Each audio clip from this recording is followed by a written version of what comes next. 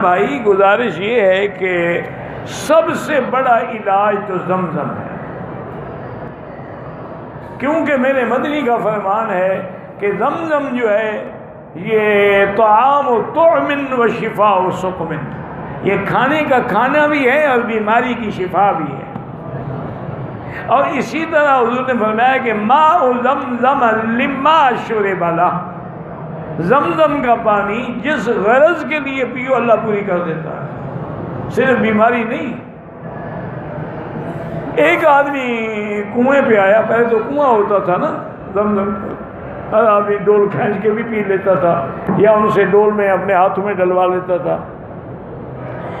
ایک آدمی نے آ کے پانی پیا، پانی پی کے فارغ ہوا اور کہا کہ یا اللہ، تیرے نبی پاک کی صحیح حدیث ہے کہ ماء زمزم لما شرب لہ، زمزم جس غرض کے لیے پیو، میں اس لیے پی رہا ہوں کہ سفیان ابن عیینہ رحمۃ اللہ علیہ مجھے مل جائیں اور مجھے حضور کی 100 حدیث سنائیں۔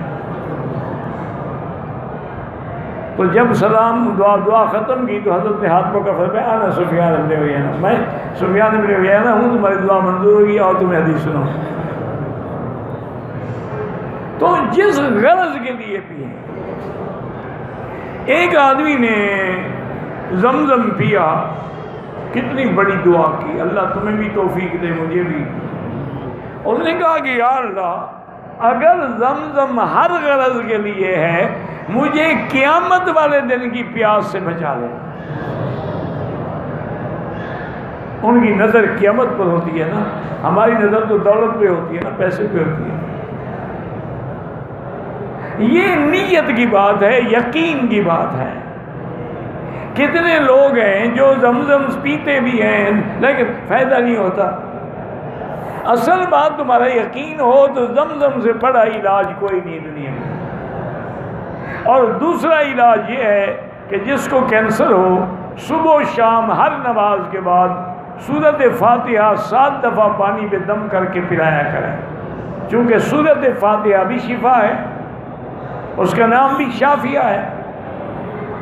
اور اسی طرح بزرگوں نے لکھا ہے کتابوں میں کہ سورۃ والنجم کی جو آخری آیت ہے لیس لہا من دون اللہ کاشفہ، یہ آیت 1000 دفعہ پڑھ کے پانی پہ دم کریں، اس کو پلائیں، پھر 11 دن کے بعد پھر پڑھیں انشاءاللہ۔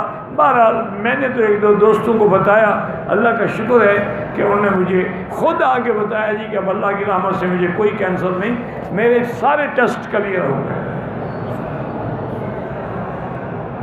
لیکن یقین کی بات ہے نا، وہ ہمارے پنجابی میں کہتے ہیں نا کہ پیر وڈا کے یقین وڈا۔ اچھی ویڈیو دیکھنے کے لیے چینل کو سبسکرائب کریں، شیئر کریں، لائک کریں۔ شکریہ، جزاک اللہ۔